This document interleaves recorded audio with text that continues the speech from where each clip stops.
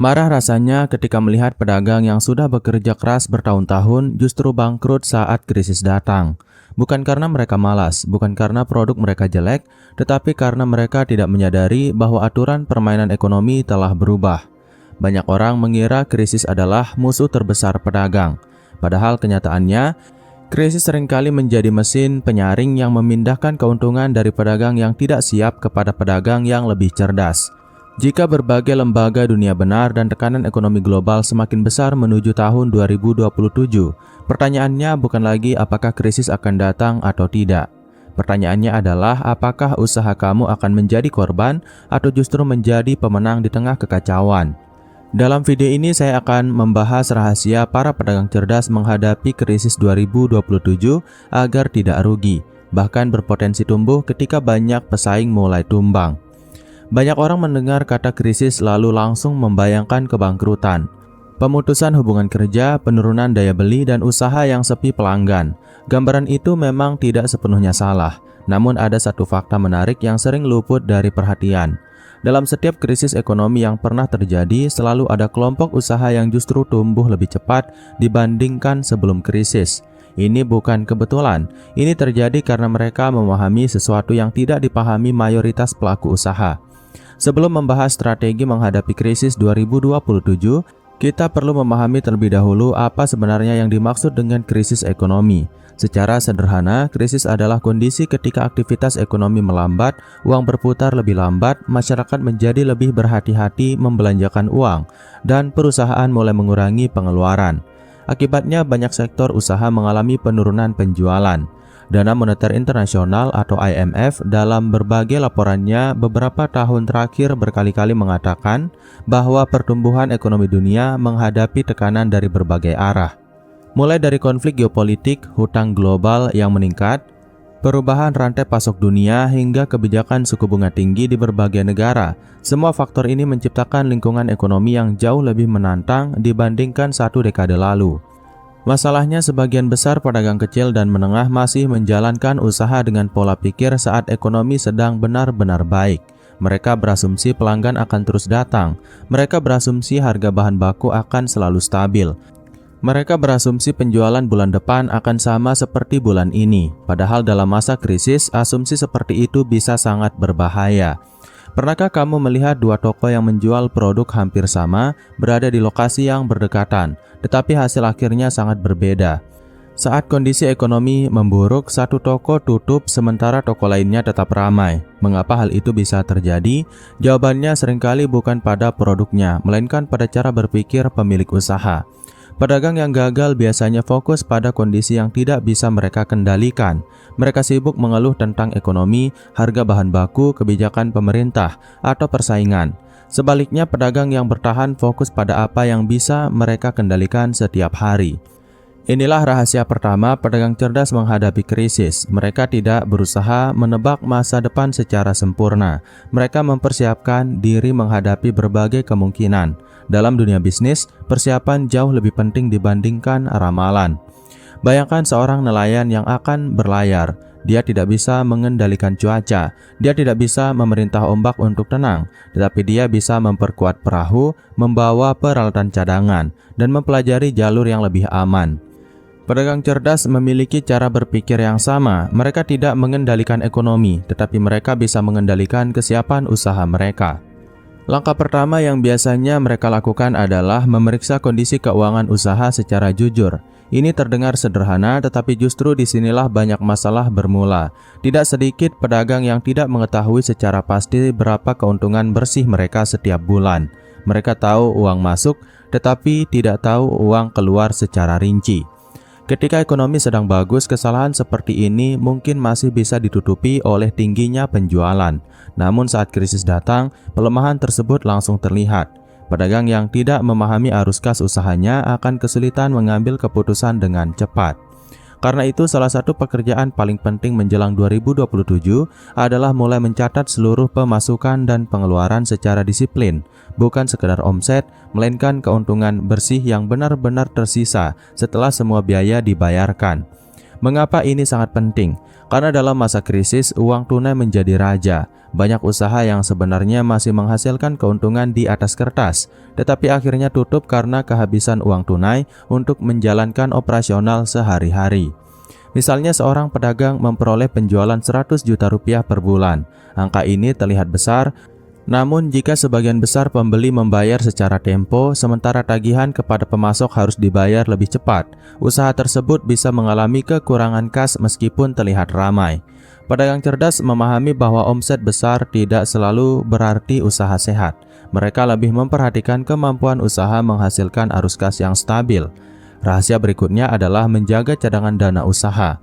Sayangnya banyak pelaku usaha memperlakukan keuntungan sebagai uang yang harus segera dihabiskan. Ketika penjualan naik, mereka membeli kendaraan baru, memperbesar gaya hidup, atau mengeluarkan biaya yang sebenarnya tidak mendesak. Saat kondisi ekonomi berubah, mereka tidak memiliki bantalan keuangan yang cukup.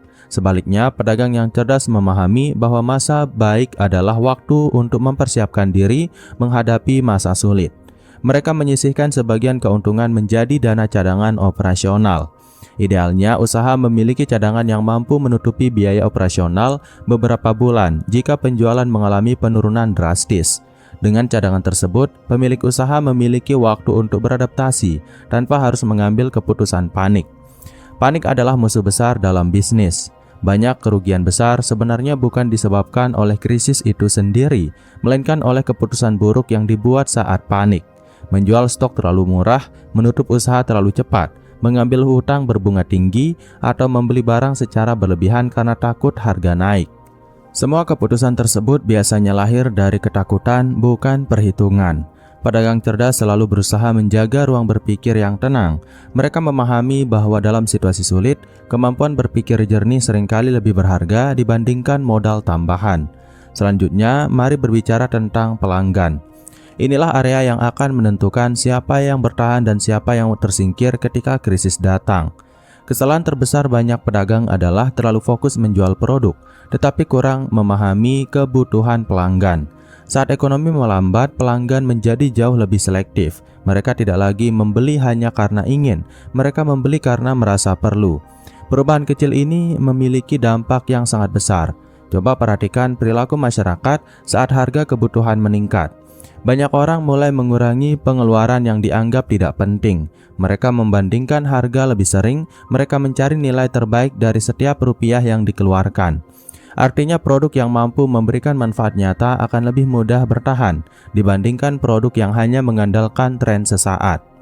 Pedagang cerdas terus bertanya kepada dirinya sendiri, jika pelanggan harus mengurangi pengeluaran, apakah produk saya tetap masuk daftar prioritas mereka?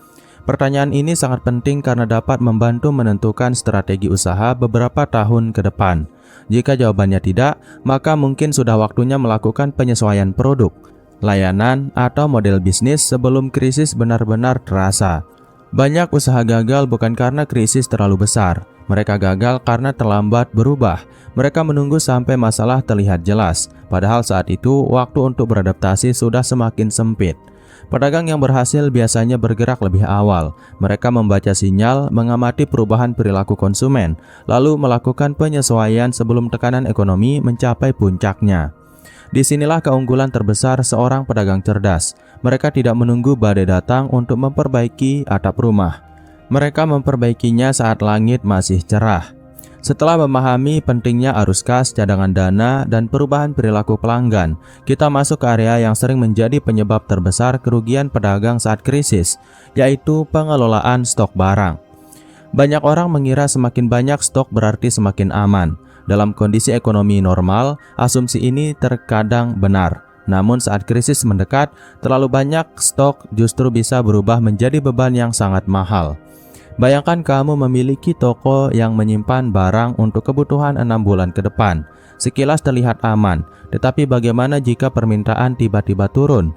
Bagaimana jika muncul produk baru yang lebih diminati pasar? Bagaimana jika daya beli masyarakat melemah sehingga penjualan melambat? Stok yang tadinya dianggap aset bisa berubah menjadi hutang yang terjebak di gudang. Pedagang cerdas memahami bahwa uang yang diam di gudang tidak bisa digunakan untuk kebutuhan lain. Karena itu mereka selalu berusaha menjaga keseimbangan antara ketersediaan barang dan kecepatan perputaran stok. Mereka tidak hanya bertanya berapa banyak barang yang saya miliki, tetapi juga bertanya seberapa cepat barang ini berubah menjadi uang. Perbedaan cara berpikir ini sangat penting.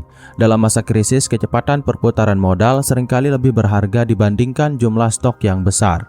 Lebih baik mendapatkan keuntungan kecil tetapi berulang dan cepat, daripada keuntungan besar yang tertahan berbulan-bulan. Karena itu, salah satu langkah yang dapat dilakukan mulai sekarang adalah mengidentifikasi produk mana yang benar-benar laku dan mana yang hanya memenuhi rak panjang. Lihat data penjualan beberapa bulan terakhir, pisahkan produk berdasarkan tingkat perputarannya. Produk yang bergerak lambat harus dievaluasi secara serius. Jangan sampai modal usaha terkunci pada barang yang sebenarnya tidak terlalu dibutuhkan pelanggan. Rahasia berikutnya yang sering digunakan pedagang berpengalaman adalah memperkuat hubungan dengan pemasok.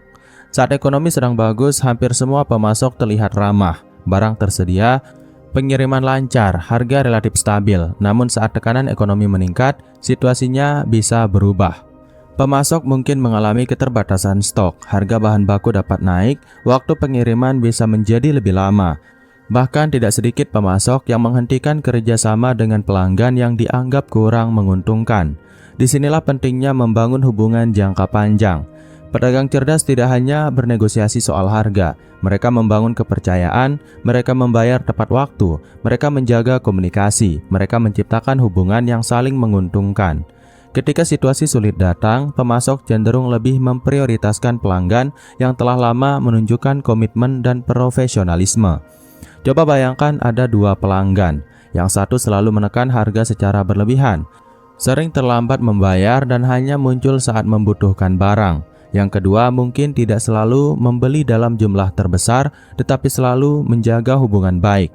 Ketika stok terbatas, menurut kamu siapa yang akan lebih diprioritaskan? Inilah alasan mengapa hubungan bisnis seringkali menjadi aset yang tidak terlihat, tetapi sangat berharga saat krisis. Selain pemasok, ada satu faktor lain yang wajib diperhatikan, yaitu hutang usaha. Hutang bukan selalu hal buruk. Dalam banyak kasus, hutang dapat membantu usaha berkembang lebih cepat. Masalah muncul ketika hutang digunakan tanpa perhitungan yang matang. Banyak pelaku usaha mengambil pinjaman berdasarkan optimisme.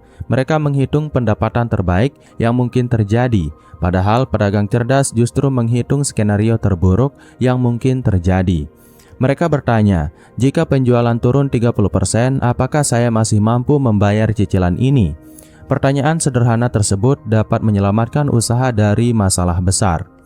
Menjelang periode yang penuh ketidakpastian, mengurangi beban hutang berisiko tinggi seringkali menjadi langkah yang bijaksana. Semakin ringan beban tetap yang harus dibayar setiap bulan, semakin fleksibel usaha menghadapi perubahan kondisi pasar.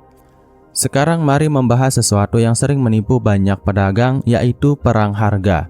Saat penjualan mulai turun, sebagian orang langsung menurunkan harga secara agresif. Mereka berharap pelanggan akan datang lebih banyak. Masalahnya, strategi ini seringkali berubah menjadi perlombaan menuju kerugian. Jika keuntungan awal hanya 10% lalu harga diturunkan 10%, keuntungan bisa hilang sepenuhnya. Penjualan memang mungkin meningkat, tetapi usaha justru bekerja lebih keras untuk mendapatkan hasil yang lebih kecil. Pedagang cerdas tidak selalu bersaing melalui harga, mereka bersaing melalui nilai. Misalnya, memberikan pelayanan yang lebih baik, pengiriman lebih cepat, kualitas produk lebih konsisten, kemasan lebih menarik, atau kemudahan transaksi yang lebih nyaman. Pelanggan sebenarnya tidak selalu mencari harga termurah. Mereka mencari kombinasi terbaik antara harga, kualitas, dan pengalaman. Lihat saja berbagai usaha yang tetap ramai meskipun harganya lebih tinggi dibandingkan pesaing. Alasan utamanya bukan karena pelanggan tidak peduli harga, melainkan karena pelanggan merasa mendapatkan nilai yang lebih besar. Inilah pelajaran penting menghadapi krisis. Fokuslah menjadi pilihan terbaik, bukan sekedar pilihan termurah. Selanjutnya kita perlu membahas perubahan yang sedang terjadi di dunia perdagangan Indonesia. Beberapa tahun terakhir, perilaku konsumen mengalami perubahan yang sangat cepat. Masyarakat semakin terbiasa mencari informasi sebelum membeli. Mereka membandingkan produk melalui internet, mereka membaca ulasan, mereka melihat rekomendasi dari media sosial. artinya reputasi usaha menjadi semakin penting. Pada masa lalu, lokasi strategis mungkin sudah cukup untuk mendatangkan pelanggan. Hari ini situasinya berbeda, bahkan usaha kecil sekalipun dapat diperiksa oleh calon pelanggan hanya melalui HP-nya. Karena itu, pedagang cerdas mulai memperlakukan kepercayaan sebagai aset utama. Mereka menjaga kualitas produk secara konsisten, mereka merespons keluhan pelanggan dengan cepat. Mereka tidak menjanjikan sesuatu yang tidak bisa dipenuhi. Mereka memahami bahwa satu pelanggan puas dapat membawa pelanggan baru, sedangkan satu pelanggan kecewa dapat menyebarkan pengalaman buruk kepada banyak orang. Dalam kondisi ekonomi yang menantang, biaya mendapatkan pelanggan baru biasanya meningkat. Karena itu, mempertahankan pelanggan lama menjadi jauh lebih penting. Pernahkah kamu memperhatikan bahwa beberapa warung, toko, atau usaha kecil selalu memiliki pelanggan tetap? Kadang produknya biasa saja, tempatnya juga tidak terlalu mewah, namun pelanggan terus datang kembali. Alasannya sederhana, mereka berhasil membangun kepercayaan. Kepercayaan adalah mata uang yang nilainya seringkali lebih kuat dibandingkan promosi. Pedagang yang memiliki pelanggan loyal biasanya lebih tahan menghadapi guncangan ekonomi dibandingkan pedagang yang hanya bergantung pada pelanggan baru. Selanjutnya, ada satu kesalahan yang sering terjadi menjelang masa sulit, yaitu mengejar terlalu banyak peluang sekaligus. Ketika penjualan mulai melambat, sebagian orang panik lalu mencoba menjual segala hal. Hari ini menjual pakaian, minggu depan menjual makanan, bulan berikutnya menjual produk elektronik. Akibatnya fokus usaha menjadi kacau. Pedagang cerdas justru melakukan kebalikannya. Mereka fokus pada bidang yang paling mereka pahami. Mereka memperkuat keunggulan yang sudah dimiliki. Mereka memperdalam hubungan dengan pelanggan yang sudah ada. Analogi sederhananya seperti menggali sumur. Banyak orang menggali di 10 tempat berbeda dengan kedalaman 1 meter. Hasilnya tidak menemukan air. Sementara orang lain menggali di satu tempat hingga kedalaman yang cukup dan akhirnya menemukan sumber air yang stabil. Dalam bisnis, fokus seringkali menghasilkan keuntungan yang lebih besar dibandingkan mencoba segala hal sekaligus. Menariknya, hampir semua krisis dalam sejarah juga menciptakan peluang baru. Saat sebagian orang hanya melihat ancaman, sebagian lainnya melihat kebutuhan baru yang muncul di masyarakat. Ketika masyarakat mulai menghemat uang, kebutuhan terhadap produk bernilai tinggi meningkat. Ketika perusahaan mengurangi biaya, kebutuhan terhadap solusi yang lebih efisien meningkat. Ketika orang mencari keamanan finansial, kebutuhan terhadap layanan yang membantu penghematan juga meningkat. Pedagang cerdas selalu memperhatikan perubahan kebutuhan tersebut. Mereka tidak bertanya, produk apa yang ingin saya jual? Mereka bertanya, masalah apa yang sedang dihadapi masyarakat saat ini? Semakin besar masalah yang bisa kamu bantu selesaikan, semakin besar peluang usaha untuk bertahan dan berkembang. Karena pada akhirnya, pelanggan tidak membeli produk, mereka membeli solusi. Mereka membeli kenyamanan, mereka membeli kemudahan, mereka membeli ketenangan. Dan pedagang yang mampu memberikan hal-hal tersebut biasanya tetap memiliki tempat di pasar, bahkan ketika ekonomi sedang tidak bersahabat. Sekarang kita sampai pada bagian yang sering menjadi pembeda terbesar antara pedagang yang bertahan dan pedagang yang tersingkir saat krisis, yaitu pola pikir. Banyak orang menganggap keberhasilan usaha hanya ditentukan oleh modal, lokasi, atau produk. Semua itu memang penting, namun dalam kondisi ekonomi yang penuh tekanan, faktor mental seringkali menjadi penentu utama. Mengapa demikian? Karena saat situasi memburuk, hampir semua orang menerima informasi yang sama. Mereka melihat berita yang sama, mereka mendengar kabar yang sama, mereka menghadapi ketidakpastian yang sama, tetapi respon mereka berbeda. Ada yang langsung panik, ada yang berhenti mengambil keputusan, ada yang kehilangan semangat, ada pula yang mulai mencari peluang di balik perubahan.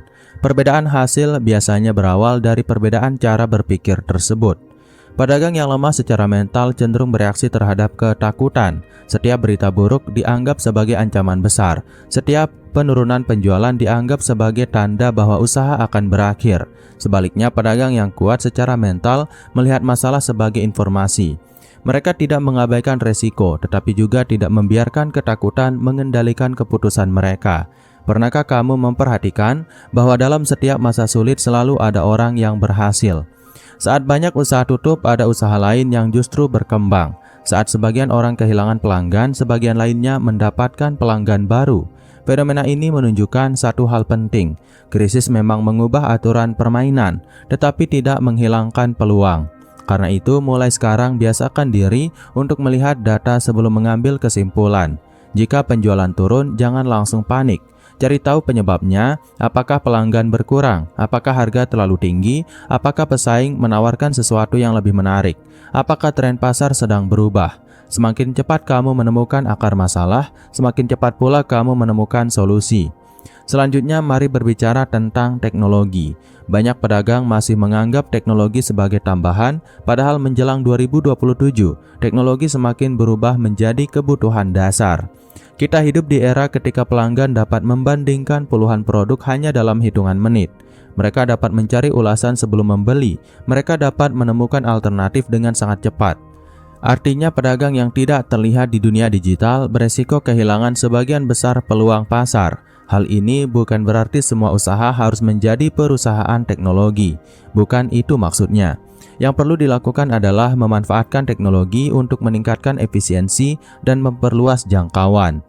Misalnya menggunakan pencatatan keuangan digital agar kondisi usaha lebih mudah dipantau, menggunakan media sosial untuk memperkuat hubungan dengan pelanggan, menggunakan layanan pesan singkat untuk memberikan informasi promosi atau produk baru, menggunakan pasar daring untuk menjangkau pembeli di luar wilayah sekitar.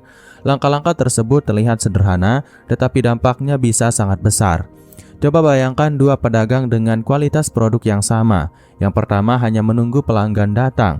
Yang kedua aktif membangun kehadiran digital, mengumpulkan data pelanggan, menjaga komunikasi, dan memperluas pasar melalui berbagai saluran. Dalam jangka panjang, siapa yang memiliki peluang lebih besar untuk bertahan? Jawabannya cukup jelas. Pedagang yang mampu memanfaatkan teknologi biasanya memiliki lebih banyak pilihan ketika kondisi ekonomi berubah. Pilihan adalah kekuatan. Semakin banyak pilihan yang dimiliki, semakin kecil kemungkinan usaha terjebak dalam situasi sulit. Rahasia berikutnya yang jarang dibahas adalah pentingnya memiliki beberapa sumber pendapatan. Banyak usaha bergantung pada satu produk utama atau satu kelompok pelanggan utama. Saat kondisi normal, hal tersebut mungkin tidak menjadi masalah. Namun ketika pasar berubah, ketergantungan yang terlalu besar dapat menjadi resiko serius. Karena itu, pedagang cerdas selalu berusaha menciptakan diversifikasi yang masuk akal. Misalnya, toko sembako yang menambahkan layanan pembayaran tagihan, warung makan yang menyediakan layanan pesan antar, toko pakaian yang mulai menjual produk pelengkap dengan margin keuntungan lebih tinggi, distributor yang mulai menawarkan jasa konsultasi atau layanan tambahan kepada pelanggan tetap. Tujuannya bukan menjual segala hal, tujuannya adalah mengurangi ketergantungan pada satu sumber pendapatan saja. Bayangkan sebuah meja dengan satu kaki dan meja dengan 4 kaki. Ketika satu kaki mengalami masalah, meja pertama langsung roboh, sementara meja kedua masih memiliki penyangga lainnya. Begitulah cara pedagang cerdas melihat sumber pendapatan. Mereka memahami bahwa stabilitas seringkali lebih penting dibandingkan pertumbuhan yang terlalu cepat. Sekarang mari membahas peluang yang mungkin akan muncul menjelang dan setelah krisis 2027. Jika kita melihat pola berbagai krisis ekonomi sebelumnya, ada beberapa jenis usaha yang cenderung lebih tahan dibandingkan sektor lainnya. Yang pertama adalah usaha yang berkaitan dengan kebutuhan pokok. Masyarakat mungkin mengurangi pengeluaran hiburan, tetapi mereka tetap membutuhkan makanan, minuman, kebutuhan rumah tangga, dan kebutuhan sehari-hari. Yang kedua adalah usaha yang membantu pelanggan menghemat uang. Ketika kondisi ekonomi menantang, masyarakat menjadi lebih sensitif terhadap efisiensi. Produk yang lebih hemat, lebih tahan lama, atau memberikan manfaat lebih besar biasanya mendapat perhatian lebih banyak. Yang ketiga adalah usaha yang meningkatkan produktivitas. Perusahaan dan individu cenderung mencari cara untuk memperoleh hasil lebih besar dengan biaya yang lebih rendah. Karena itu, produk dan layanan yang mampu membantu efisiensi seringkali memiliki peluang yang menarik. Namun ada satu hal yang lebih penting daripada memilih sektor usaha yang tepat, yaitu kemampuan beradaptasi. Tidak ada seorang pun yang dapat memprediksi masa depan dengan sempurna. Tidak ada ahli ekonomi yang mampu menebak seluruh kejadian yang akan terjadi pada 2027. Tidak ada pedagang yang mengetahui seluruh perubahan pasar yang akan datang. Karena itu, kemampuan belajar dan beradaptasi jauh lebih berharga dibandingkan kemampuan meramal. Pedagang yang sukses biasanya memiliki kebiasaan sederhana tetapi sangat kuat.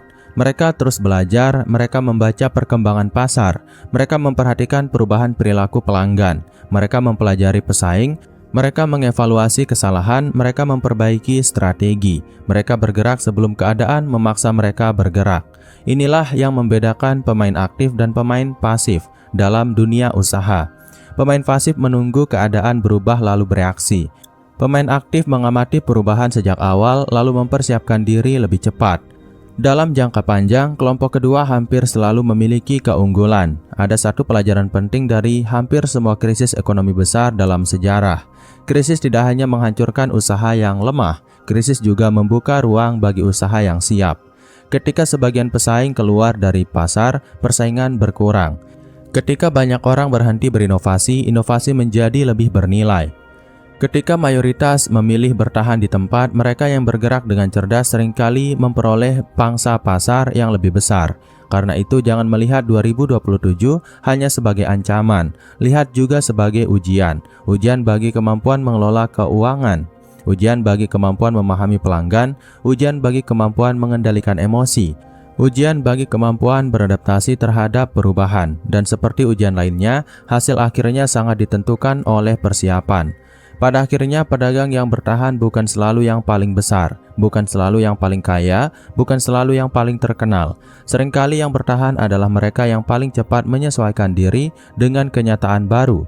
Mereka menjaga arus kas, mereka mengendalikan hutang, mereka mengelola stok dengan disiplin, mereka membangun hubungan dengan pelanggan, mereka memanfaatkan teknologi, mereka terus belajar, dan yang terpenting mereka tidak membiarkan ketakutan mengambil alih kendali usaha mereka. Jika ada satu rahasia terbesar yang bisa saya simpulkan dari semua pembahasan ini, maka rahasia itu adalah kemampuan untuk tetap rasional ketika orang lain mulai panik. Karena dalam dunia perdagangan, keuntungan terbesar seringkali tidak diperoleh oleh orang yang paling berani mengambil resiko. Keuntungan terbesar justru sering diperoleh oleh orang yang paling siap menghadapi perubahan. Dan mungkin itu dulu untuk video kali ini. Semoga video ini memberikan manfaat yang nyata untuk kamu, saya, dan kita semua. Sekian dari Jejolok. Wassalam.